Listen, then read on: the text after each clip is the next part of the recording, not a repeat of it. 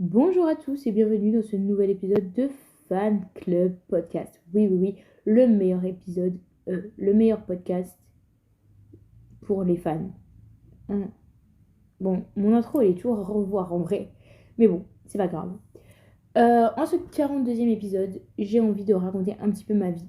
Enfin, pas vraiment ma vie, mais raconter ce qui me passionne en ce moment, ces 2 derniers jours. Donc, oui, je sais, c'est peut-être le but même du podcast qui s'appelle Fan Club Podcast en fait. C'est que je raconte les trucs dont je suis fan en ce moment. Et j'ai trouvé que j'étais tombée un peu dans une routine à un moment donné à parler tout le temps des mêmes sports, des mêmes artistes. Et là, je me suis dit non, stop, on arrête tout ça en fait. Et ça tombe très bien parce qu'il y a beaucoup de renouveau actuellement. Et la première chose dont j'ai envie de parler, c'est quelque chose de complètement différent puisque c'est un livre. Mais pas vraiment seulement un livre, c'est une série de livres qui s'appelle Boys of Tommen. Ça n'a rien à voir avec le sport, rien à voir avec la musique. Il n'y a personne des personnages qui fait de la musique. J'avoue qu'en fait, maintenant qu'on me dit, si, il y a un petit peu de rapport avec le sport. Et je vais vous dire pourquoi, mais c'est vraiment léger. Donc c'est une série qui est composée actuellement de 6 livres qui abordent tous 2 personnages qui sont des couples. Mais c'est une série de manière générale qui parle d'un groupe d'amis qu'on suit de leurs 6-7 ans à leurs 16 ans.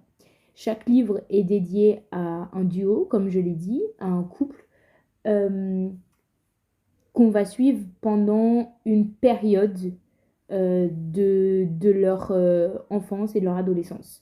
Par exemple, les 2 premiers livres sont dédiés aux 2 mêmes personnages, au même couple, euh, et on va les suivre sur seulement un an.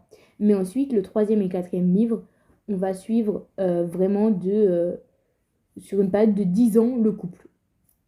Et ensuite, on a eu le cinquième livre qui est à peu près équivalent. Je pense qu'on le suit sur une période un peu plus courte qui est à environ 6 ans. Et là, j'ai lu le sixième livre qui est sur une période de environ 9 ans. Et il reste 3 ans que je n'ai pas encore dans ce livre, puisqu'il va y en avoir un autre qui va sortir. C'est beaucoup d'informations et je vais vous dire un petit peu de quoi ça parle. Donc, comme j'ai dit, la série s'appelle Boys of Tommen et les livres qui sont d'ores et déjà sortis sont Binding 13, Keeping 13, Saving Six, je ne les ai pas notés et je m'en souviens plus, Redeeming Six, Taming Seven et là le dernier c'est Releasing 10. Et pourquoi ces nombres? C'est là où on arrive un petit peu à la partie sport, mais elle est vraiment fine et vraiment spécifique.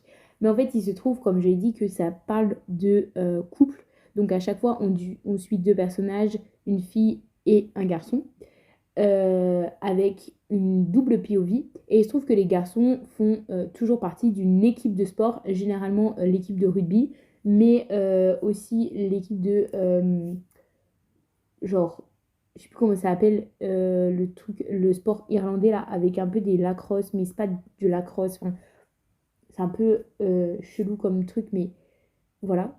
Et du coup, c'est simplement leur numéro de maillot. Donc voilà, on a le numéro 13 au rugby, le numéro 6 au sport irlandais et le numéro 7 et 10 aussi au rugby. Donc, c'est un peu ça le thème.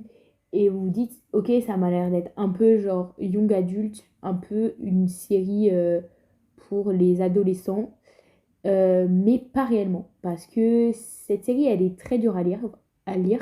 Elle aborde plusieurs sujets qui sont très lourds. En fait, c'est donc des enfants qui deviennent adolescents, mais qui ont été confrontés à des réels traumatismes et à des réelles épreuves dans leur vie. Donc, pour vous donner un exemple, le premier livre va surtout suivre le destin de Shannon, qui est une jeune fille qui vit dans un foyer très abusif avec un père alcoolique et une mère qui subit des violences de son mari et qui va in fine aussi euh, avoir un comportement très malsain envers ses enfants. Donc Shannon va rentrer dans un nouveau lycée qui s'appelle The Tommen High School ou un truc comme ça, d'où le nom Boys of Tommen de la série. Elle va rencontrer Johnny et Johnny va l'aider et à surmonter un petit peu tout ce qui se passe dans sa vie familiale. Donc ça va être les deux premiers livres.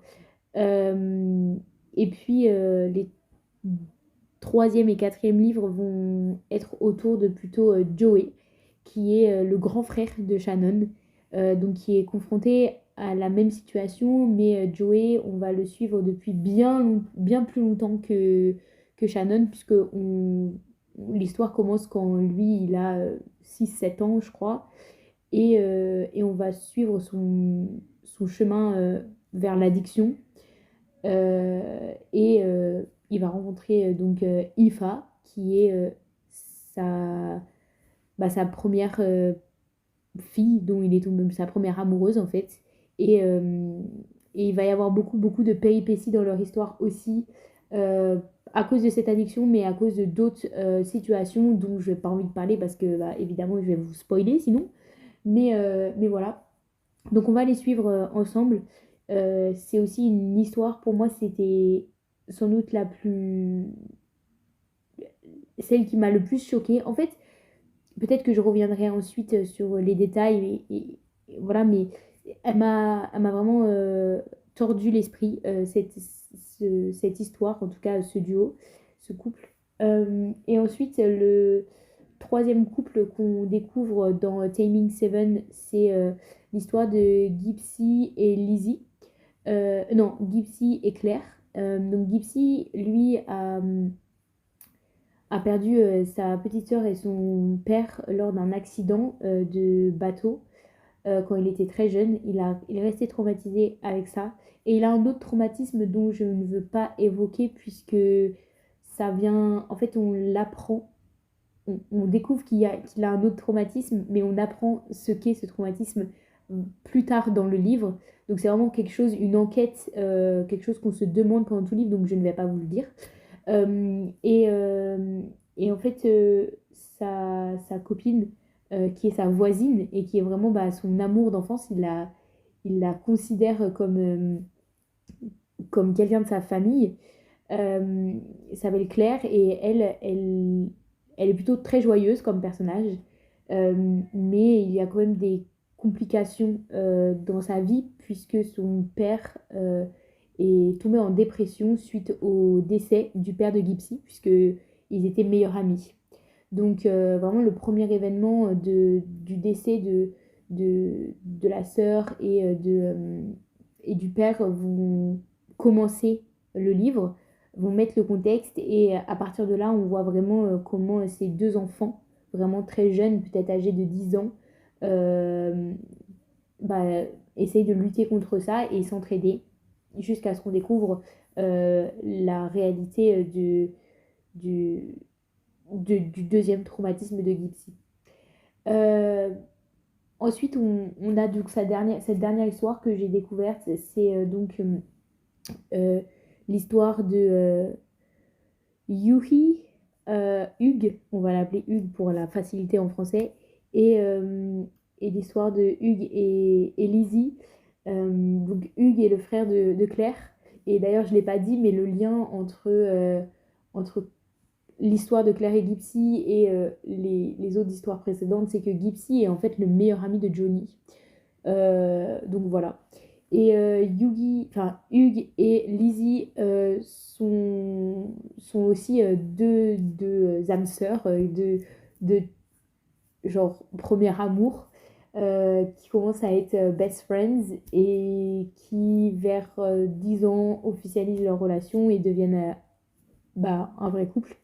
Euh, Lizzie, elle a beaucoup de problématiques. Elle est bipolaire. Donc, il y a ça. Et elle a également subi un traumatisme euh, pendant son enfance. euh, car elle s'est fait violer régulièrement par le petit ami de sa grande sœur. Euh, et on va suivre un petit peu comment tout ça s'est enchaîné. Euh, c'est assez compliqué de raconter toutes ces histoires et en tout cas de pitcher ces quatre histoires sans spoiler parce que en fait les histoires sont vraiment toutes connectées. Il y a beaucoup d'événements qu'on retrouve euh, dans tous les POV en fait. Le but c'est un peu de vivre toutes ces années, mais d'un point de vue de chacun pour découvrir la complexité de tous les personnages. Et il y a des faits marquants, par exemple le décès de certaines personnes, euh, des découvertes de secrets qui se font dans tous les livres. En fait, on découvre le POV de chacun. Et du coup, c'est vraiment ça qui est intéressant parce que tous les personnages, on les découvre directement dans le premier livre. Euh, et on a un peu des avis sur certains. Et plus on lit, plus on comprend les POV de chacun, plus c'est hyper intéressant. Euh, et on en apprend et en fait on arrive à déceler au fur et à mesure tout ce qui se passe et pourquoi chacun réagit comme ça et qui, avec quelle information, à quel moment.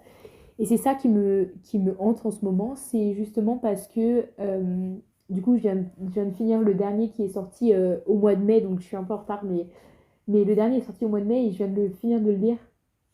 Et donc mon algorithme TikTok a su que j'avais lu ce livre. Et du coup, il me montre beaucoup de contenu de gens en fait qui analysent ce livre et qui analysent les personnages en se référant en même temps à tout ce qu'on savait sur tous les autres livres. Et du coup, on a un peu un crossing de fou qui est... Enfin, il y a une analyse de dingue à faire sur tous ces personnages parce que la timeline est folle et il y a même des gens qui s'amusent à en fait merger tous les livres pour que on ait un peu toutes les POV de tout le monde au fur et à mesure, en fait. Ce qui est un réel bordel en vrai. Mais, euh, mais du coup, c'est vraiment hyper intense parce que les thématiques sont très cinglantes, elles sont très fortes et elles te mettent vraiment mal. Donc je suis un peu dans un moment de ma vie, là je suis dans une période depuis quelques jours où je me sens vraiment constamment mal parce que ce livre m'a rendu profondément triste quoi. Donc voilà, et surtout il va y avoir une suite parce qu'il y a encore un couple dont on n'a pas du tout eu la POV et ce couple est aussi lié au couple de Lizzie et Yugi et Hugues. Du coup, ça va se croiser et ça va être terrible. Du coup, j'ai un peu hâte et il y a un peu une rumeur qu'il va y avoir un double release en 2026 avec deux nouveaux livres fin février, début mars et un livre au mois de juin. Donc, j'espère que ça va vraiment être le cas. Euh, En tout cas, ces livres m'ont vraiment marqué. Ils sont vraiment durs à lire, pas dans le sens de genre comprendre, mais parce que bah, ça, ça, ça te prend au cœur, quoi. Euh, voilà, c'est un peu tout ce que je voulais ajouter et dire sur ces livres. Je vous les conseille. Par contre, petit aparté, chaque livre fait entre 600 et 900 pages, donc soyez prêts. Voilà. Voilà, c'est tout ce que j'avais à dire. Mais franchement, c'est super, j'ai vraiment adoré. Et du coup, je voulais vous en faire part un petit peu parce que, bah voilà, c'est un peu ma reco livre, quoi, finalement. Whoa, oh, oh, da-da-dum, bidi-bow. Sinon, mon autre obsession du moment, c'est bien sûr la Star Academy, qui a recommencé ce 18 octobre avec un super prime animé comme d'habitude par Nikos, mon roi, le dieu de la présentation. Euh, la Star Academy a recommencé et je suis, qui plus est, très heureuse de ce retour. Je ne sais pas si je vais réussir à suivre autant que l'année dernière, puisque l'année dernière, j'étais dans une position de travail qui me permettait de regarder toutes les quotidiennes à 17h30. Du coup, voilà. Là, j'espère que je vais pouvoir essayer de garder le rythme, même si je pense pas que je vais pouvoir les regarder en direct. Et ça, c'est vraiment pas grave. Mais au moins de pas avoir trop de retard et de pouvoir un peu continuer à les regarder jour par jour. En tout cas, pour l'instant, ça fait 3 jours et je suis à jour. Donc c'est bon. Donc là, Star Academy a repris. Il y a 17 personnes. Donc ça, déjà, c'est le premier truc dont je vais parler. C'est énorme. C'est vraiment énorme. Euh, je...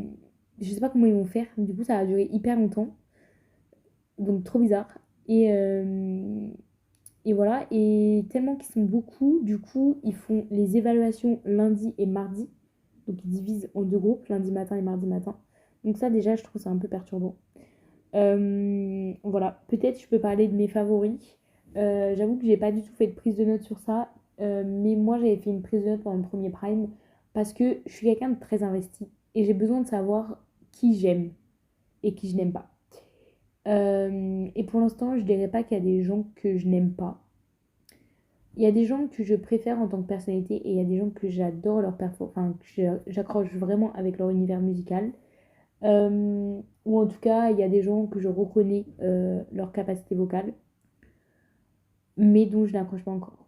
Ces personnes, je vais en parler maintenant, ces personnes que je reconnais leur talent, mais que j'avoue, genre, je n'accroche pas humainement avec eux, et je n'arrive pas à rentrer dans leur univers, c'est Léa, qui est, si je ne me trompe pas de prénom, Léa, c'est la Suisse, la blonde, qui a interprété euh, la musique de Lady Gaga pour A Star Is Born, mais je me souviens plus laquelle.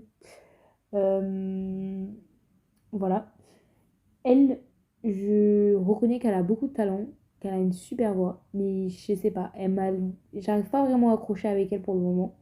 L'autre personne que j'ai remarqué que j'avais sentiment envers elle, c'est Ambre. Et je sais que ça va peut-être faire débat parce que j'ai vu les premiers sondages et c'est vrai qu'il y a beaucoup de gens qui aime Ambre. Donc voilà, et bah moi je suis d'accord qu'elle a une super voix, elle a une très très belle voix, mais c'est vrai que je n'arrive pas du tout à accrocher avec son univers. Par contre, les deux personnes que j'adore, c'est Lily et Anouk. Lily, ça a été instantané quand elle a chanté Messi. J'ai vraiment ressenti que c'était une musique pour elle et qu'elle comprenait ce qu'elle disait, qu'elle ressentait ce qu'elle disait et qu'elle était à fond. Alors il y avait des imperfections vocales, elle a sans doute pas une grande voix, mais j'adore son univers et j'aime aussi beaucoup comment elle, enfin ce qu'elle dégage. Après il y a eu quelques fois où j'étais en mode bon, elle me saoule, mais après personne n'est parfait quoi, donc c'est pas grave. Et la deuxième personne c'est Anouk. Mais alors Anouk au Prime, je l'ai pas trop calculé. Genre j'étais en mode ouais elle est bien quoi. Mais je sais pas ce qui s'est passé. Mais quand j'ai revu sa performance au débrief dimanche, bah, j'ai beaucoup plus aimé. Et par ailleurs, quand j'ai vu son évaluation de lundi, j'ai adoré. Je trouve qu'elle a vraiment quelque chose de différent. Je trouve que même ce qu'elle dégage, la personnalité qu'elle a, j'adore. Il n'y a rien à redire. Après, une personne que j'adore, mais dont je ne suis pas certaine de ses capacités vocales, c'est Lenny. Lenny, Lenny, ça va être mon Ulysse, ça va être mon Candice. Ces personnes qui ne chantent pas nécessairement bien, mais qu'on a un peu envie de garder. Vous voyez ce que je veux dire? Donc voilà. Je pense que c'est à peu près tout. Sinon, après, bah, il y a bien sûr plein de choses qui se passent. Actuellement, il y a un rapprochement entre Léane et l'un des Théo. Il y a beaucoup de choses qui se passent. Mais c'est vrai que, bon, voilà, c'est un peu les choses, les premiers trucs que je voulais dire sur les personnes que j'aimais bien. Après, les autres, je suis un peu indifférente encore. Mais j'ai très hâte de découvrir un peu tout ce monde. C'est vrai qu'au début, c'est un peu dur de se lancer parce qu'il y a beaucoup de gens. Donc c'est... Je sais pas. En fait, du coup, ils ont très peu de temps d'écran tous. Donc on a peu de chance, enfin peu de matière pour s'attacher à eux. Donc voilà. Mais bon, c'était un peu mon premier commentaire et je voulais un peu parler de la Star Academy parce que même si je pense pas que je vais refaire des, genre dédier des épisodes à Star Academy ou en parler dans tous les épisodes. Je vais pas faire des récaps à chaque fois. Mais bah voilà, ça a lancé. Du coup, je voulais un peu vous dire ce que j'en pensais. Et peut-être que des fois, j'aborderai s'il y a des gros trucs qui se passent. Ou voilà. Voilà, c'est tout. Peut-être maintenant, je vais vous parler des quelques actus et des petites choses que j'ai vues passer euh, cette semaine en termes de musique. Parce que j'avoue, en termes de sport, bon, je pense que ça va quoi. Ça va 2 minutes. J'ai décidé de faire une pause pour cette semaine, en tout cas sur les actus sport.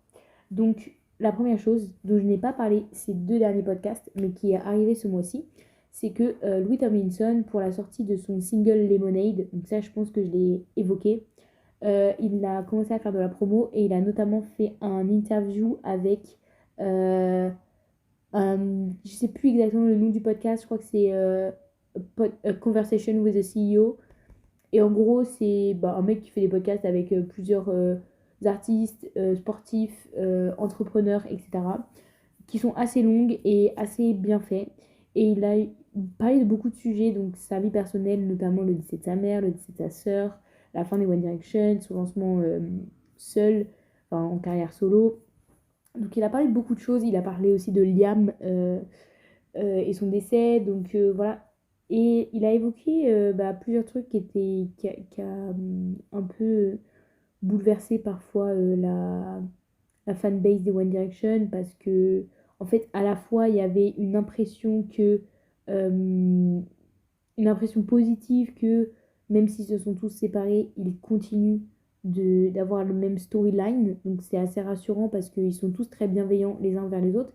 Mais en même temps, il y a eu quelques passages où on avait l'impression qu'il y avait certains pics attribués à des personnes, et notamment à Harry Styles, sur la séparation du groupe. Et du coup, ça a un peu causé des frictions, j'ai l'impression, dans la fanbase. Moi, je trouve que c'est tout le temps très intéressant. Moi, j'adore écouter les interviews de Louis Tomlinson parce que je trouve que c'est l'un des membres des One Direction qui s'est le plus livré sur son ressenti après les One Direction. Il l'a fait via son, via son documentaire. Il l'a fait aussi plusieurs fois quand il est en promo, il va dans des podcasts longs. En fait, il fait vraiment souvent ce genre de format parce que je pense qu'il en a un peu marre des interviews bullshit, des late night shows. Euh, du coup, il fait beaucoup plus souvent ce format. C'est pas nécessairement tout le temps hyper deep. Des fois, c'est plus axé musique, des fois, c'est plus axé sur sa vie, etc. Mais il est très ouvert à ça et c'est quelqu'un qui est très émotionnellement intelligent. Et du coup, j'aime beaucoup écouter ces interviews, donc je vous le conseille. Et par ailleurs, c'est un super exercice de compréhension orale puisque Louis Tomlinson vient de Doncaster, donc de l'Angleterre du Nord, avec un accent absolument terrible. Donc si vous arrivez à choper ça, vous êtes paré. Après, c'est pas vraiment désastreux à chaque fois, mais des fois, il va pousser des coups d'accélération et tu ne comprends rien, quoi. Donc voilà. Et le deuxième truc que je voulais dire sur lui, c'est que il y a une annonce dont je ne suis pas sûre d'avoir parlé. Du coup, je vais en parler maintenant, mais c'est que Louis Tomlinson et Zayn se sont réunis pour faire une mini-série documentaire où ils vont se balader un peu dans le monde entier. Ce qui me fait un peu penser à la série Souvenir de Seb Lafrite et merde. Oh non, j'oublie tout le temps son nom. Euh, Seb Lafrite et Sofiane. Voilà. Du coup, ça fait un peu penser à ça, donc c'est marrant. Même si je pense que ce sera pas du tout le même style, mais voilà, ça m'a fait rire. Je sais pas trop quand est-ce que ça va sortir, mais en tout cas, bah voilà, j'aime l'idée qu'ils se reparlent et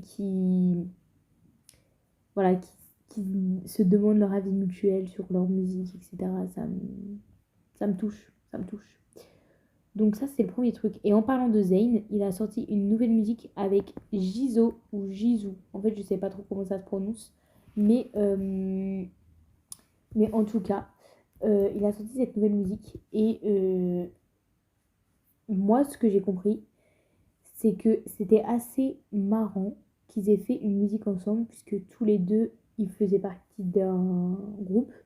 Elle, donc c'est une ancienne de Blackpink. Et ce que j'ai compris, c'est que c'était la dernière à s'être lancée en solo, alors que Zayn, c'est le premier à s'être lancé en solo. Mais du coup, j'ai l'impression qu'il y a une réelle story behind it. Et j'aimerais bien en faire un petit focus sur les Blackpink, ou en tout cas sur les girl bands, puisqu'il y a aussi Cat Size, ce groupe de meufs qui m'interroge énormément. Et du coup, peut-être que la semaine prochaine, je vais faire un épisode un peu différent, euh, avec plus de recherches et moins d'actu, comme j'avais commencé à le faire, parce que ça me manque un peu de me renseigner enfin, précisément sur certains sujets. Et du coup, je me dis peut-être que je vais refaire un format comme ça, spécifiquement pour les girl bands, et notamment sur Blackpink et sur Cat Size, et peut-être sur Little Mix, parce que Little Mix, c'est aussi quand même quelque chose. Donc voilà. Parlons de groupes de musique et de boy band et de girls band. Euh, 5 Seconds of Summer. Donc, je ne sais pas si vous connaissez ce groupe de nom, mais en tout cas, c'est ceux qui chantent She looks so good, but tonight, not American, I don't know, but I know now that I'm so down. Et ils ont ouvert pour les One Direction à un moment donné, et c'est un peu le pic des One Direction. Genre, si t'as vu les One Direction en ayant vu en première partie 5 Seconds of Summer, t'as d'être ça dans la vie en fait. T'as une vie de fou. Mais bon, en tout cas, eux, c'est un groupe qui est toujours actif, mais qui fait régulièrement des pauses pour juste soit des pauses, soit pour faire d'autres projets solo. En fait, c'est vraiment, ils sont quatre, ils s'appellent 5 Seconds of Summer, mais ils sont quatre. Mais ils ont tous les quatre leur carrière solo. Il y en a qui sont plus ou moins avancés, d'autres non. Ils ont tous leur vie privée. Et en fait, ça fait vraiment du bien d'avoir un groupe de musique qui allient leur carrière ensemble et solo.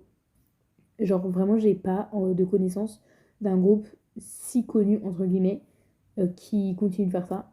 Mais du coup, là, ils ressortent un nouvel album et ils ont sorti un single qui s'appelle Boy Band. Et le clip est sorti le 16 octobre, donc le jour de l'anniversaire du décès de Liam Payne. Et ils ont fait un peu comment dire, j'ai envoyé un live pour le lancement enfin la sortie de la musique j'arrive plus à parler, du clip. Et du coup, c'était assez intéressant parce que cette musique, elle parle de l'aliénation des chanteurs qui font partie d'un boy band. Euh, donc, genre, par exemple, il dit Make that monkey dance. Genre, voilà, un peu comme si enfin, on était au cirque et c'était des animaux et tout. Enfin, c'est vraiment spécial comme musique qui est hyper entraînant. Donc, en fait, tu n'as pas besoin de savoir que ça parle de ça. Mais les paroles sont assez troublantes parce que ça parle vraiment d'aliénation des boy bands. Et c'est quelque chose qui est assez connu dans le monde de la musique et le fait que même maintenant, euh, avec les girl bands, ça commence à devenir aussi la même chose.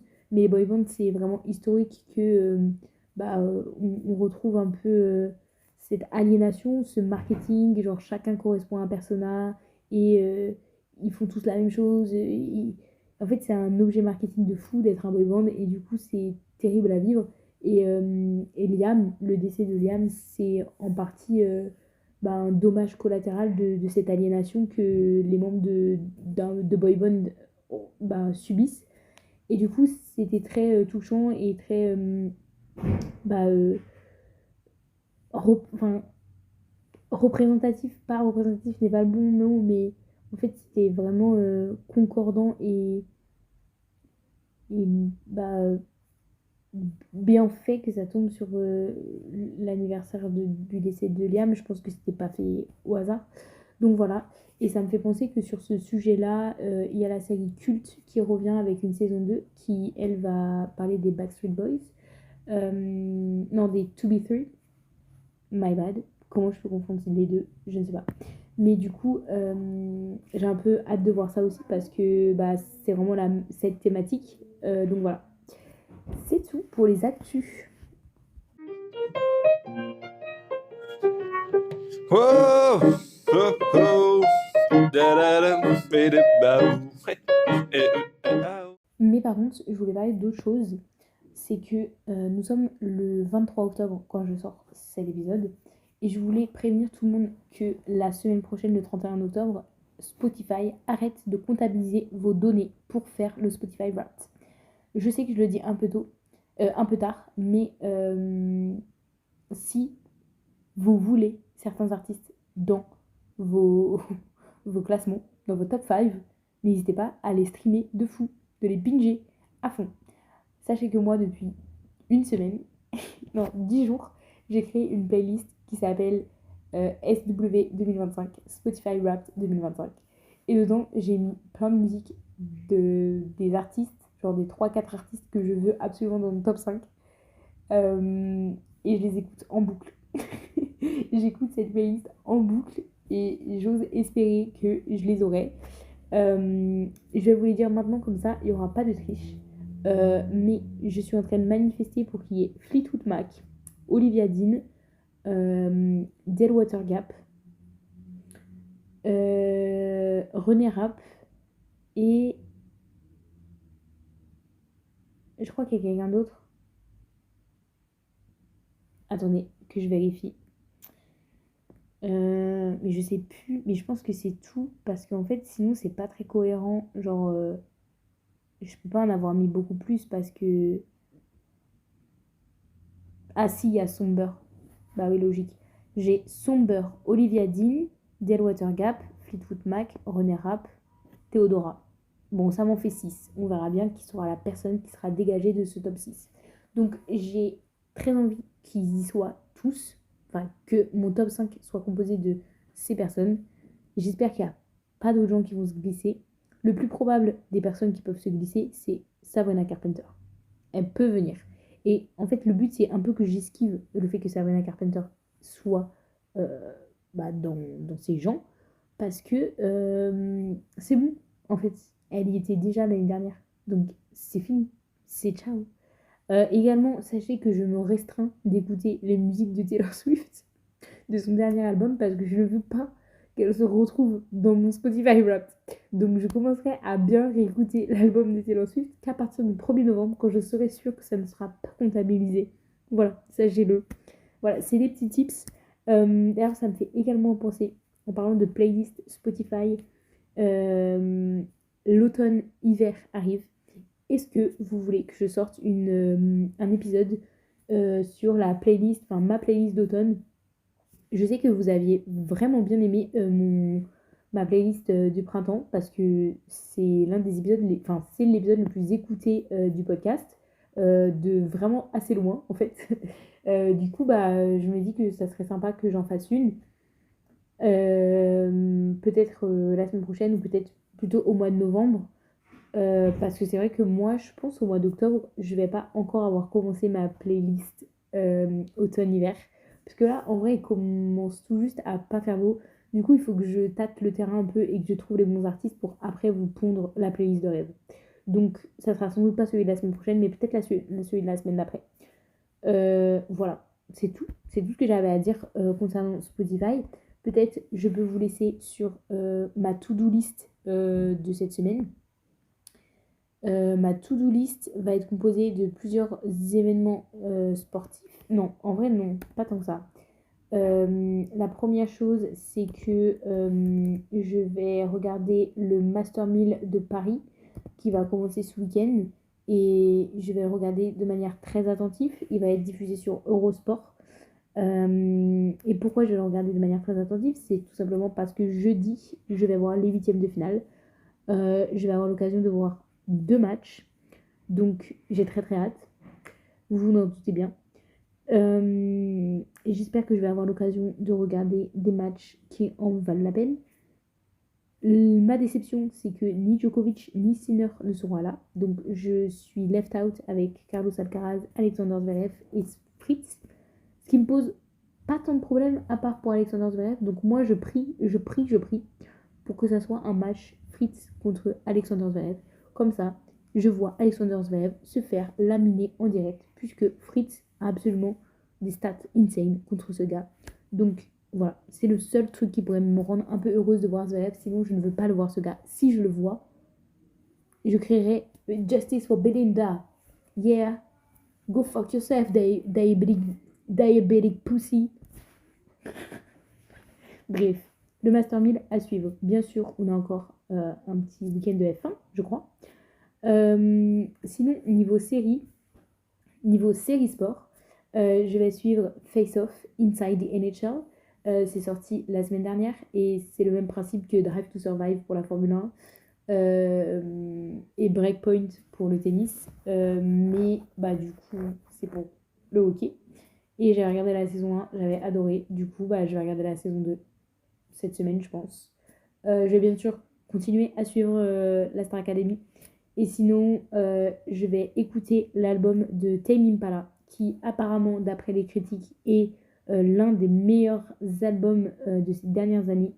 Je l'ai écouté, mais quand je travaillais, du coup, vous savez, genre, tu commences à écouter une musique, tu te concentres sur ton travail, et quand tu te rends compte que tu es encore en train d'écouter de la musique, bah, c'est 6 chansons plus tard. Du coup, t'as rien écouté, quoi. Donc, j'ai fait ça. Donc, malheureusement, je suis pas capable de donner un vrai avis sur cet album, mais je le mets dans ma to-do list de cette semaine parce que apparemment il est exceptionnel. Donc voilà, c'est un peu tout ce que j'avais à vous dire pour cette semaine. Je vous fais des gros bisous, je vous embrasse et je vous dis à la semaine prochaine. Ciao!